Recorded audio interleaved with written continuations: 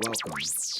Don't adjust your dial.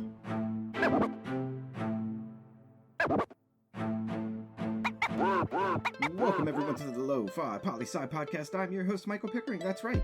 Lo-Fi's and low fidelity, low quality, in your face, messy as can be, global news show. Want to know what's going on in the world today? Let's kick it. Source, the BBC, Sports Africa section. The dilemmas facing a young Gambian female footballer. Ajara Samba, a 22-year-old woman, a university student, a working person, and a top-flight Gambian soccer player, is the real deal. What she's accomplishing, balancing all these things, is simply amazing. Do yourself a favor today, Lo-Fi Nation. If you read one story today, read hers. Her dedication is inspiring. Her dedication to her studies, her work, her sport, her family and friends. She's a hero.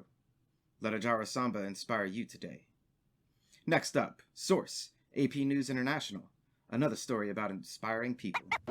Hong Kong police arrest 60 for protesting on China Day. This summer, the Hong Kong security law was passed, making words against the government basically illegal. Hong Kong just said protests were illegal due to everything going on in the world. And now, it's China's national holiday, and people still showed up in the streets of Hong Kong to protest for their freedoms. Over 60 people were arrested, including 2 district councillors. The struggle is real, but you're not alone. We hear you, Hong Kong. We see you, and we're still with you. Now, moving forward, because we never move on from anything, a story about 2 countries that always do their own thing, no matter what the world says. Source, Reuters World News. Venezuela Maduro announces new fuel plan as second Iranian tanker arrives. These 2 countries here, against all sanctions from across the globe, are still doing business. An oil tanker from Iran arrived in Venezuela on Monday, another one on Thursday, and a third one will arrive later this week. Maduro has told his people that they will be ramping up this in an effort to help the oil shortages across the country. A question to you, Lo-Fi listeners out there. Sanctions rarely hurt those in power. Those people have the connections to be just fine. Sanctions normally hurt the real people of a country the most. The question: do you think the international community will continue to allow these transactions between Venezuela and Iran? Or is this a short-lived story? Write in and give me your thoughts. Now for this next one.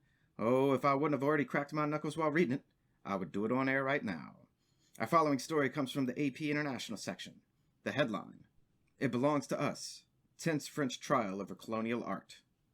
If you read 2 stories today out there, Lo-Fi listener, make this one your second. The story: a group of Congolese activists were arrested in a French museum for the attempted theft of a Congolese art that was stolen during French colonial times. The activists say, it belongs to us. And you know what? They are absolutely right. And they weren't trying to steal it either. They were drawing attention to the issue. And you know how much these activists are right in their message? So much so that the French government since 2018 has been working on a plan to start giving back art to African countries that was taken during colonization. The French government agrees with the activists. They will give back the art, wait for it, if the countries ask. Oh, breathe, because we about to kick this. Firstly, drop the charges on the people, France. You know what's up. Secondly, France, I read a metric ton of international news for years now, and I ain't never heard of this plan that you have going on since 2018. Admittedly, though, I miss a lot because, frankly, there's a lot of countries out there, and I ain't always looking at you, France. Thirdly, at the moment, France, you are preparing to give back 26 pieces of art to African countries via this process that you've been working on since 2018, when you have over 90,000 pieces of art from Africa that you stole during colonization. Now I'm thinking it ain't me who missed this news. I'm thinking maybe you should start telling African countries about this program too. But enough about you, France. You know you done wrong. You working to fix the problem? Just chop chop and get to it a bit faster. And let the countries and the peoples know about this program. To the Congolese activists, stand strong. Well done. You are right. The art is yours. And a last piece of news to send you on your way for the day. Something we can be happy about. Source, the BBC, UK section. Plastic straw ban in England comes into force. That's right, bye-bye plastic straws and stirs, those single-use items that just put more trash in the bin when it really doesn't need to be there. We all know how much plastic waste there is in the world. No need to list all the stats here. Instead, let's simply say, all right, score 1 for the environment. Now let's just get another 999,999 points, and we'll be on our way to cleaning up the planet. And my friends, Lo-Fi Nation, we most certainly can make a difference. Your lives, your choices are important. And that's a brief snapshot of what's going on in the world today. Stay tuned for tomorrow's episode of Good News Friday.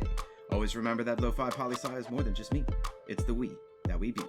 Write in with questions or comments to lofipolisci@planetmail.com. Thanks for listening. Stay safe. Wash those hands. And I'll see you on the next episode of the Lofi Poli Sci podcast. Pickering, signing off.